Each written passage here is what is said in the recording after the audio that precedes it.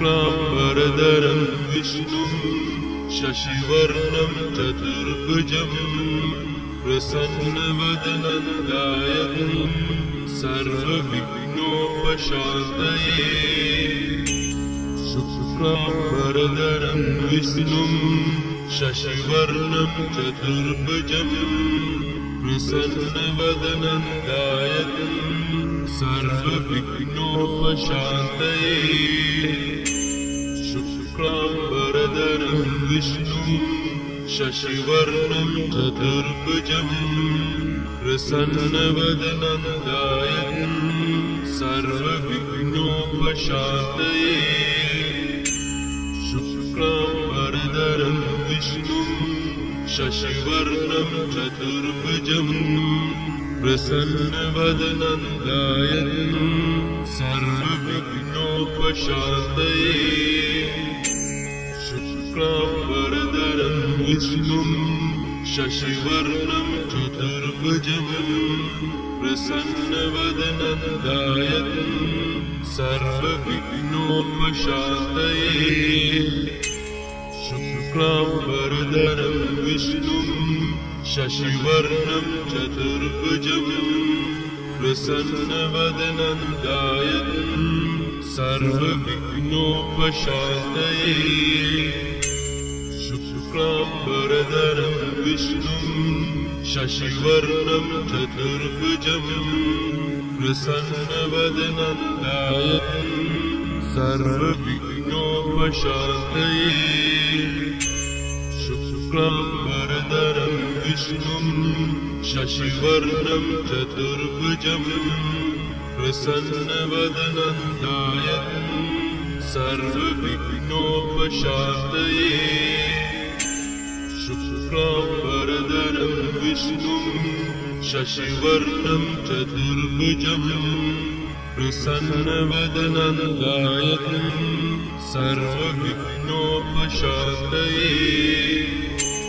शुक्लाम्बरधरं विष्णुं शशिवर्णं चतुर्भुजं प्रसन्नवदनं ध्यायेत् सर्वविघ्नोपशान्तये।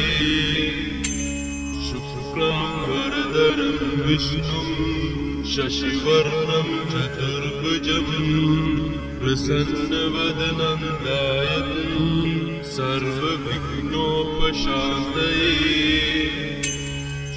शुक्लाम्बरधरं विष्णुं शशिवर्णं चतुर्भुजं प्रसन्नवदनं ध्यायेत् सर्वविघ्नोपशान्तये।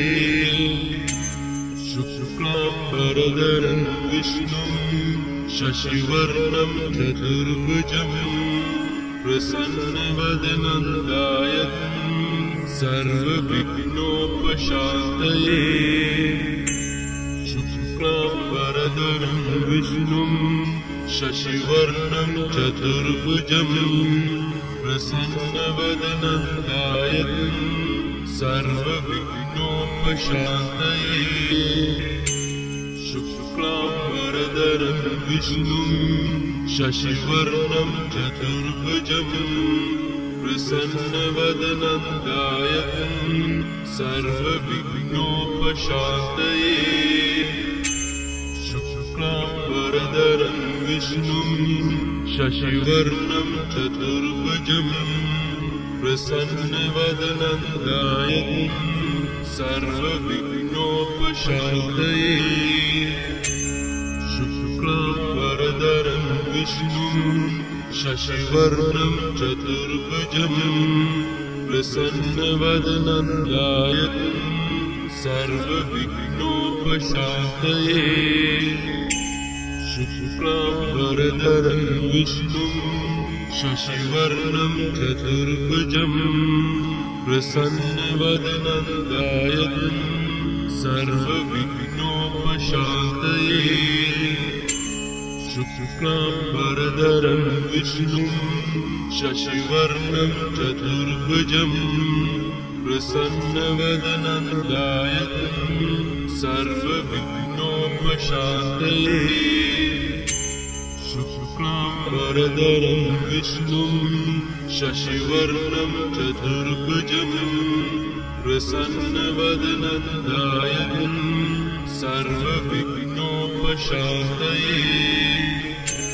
शुक्लाम्बरधरं विष्णुं शशिवर्णं चतुर्भुजं प्रसन्नवदनं ध्यायेत् सर्वविघ्नोपशान्तये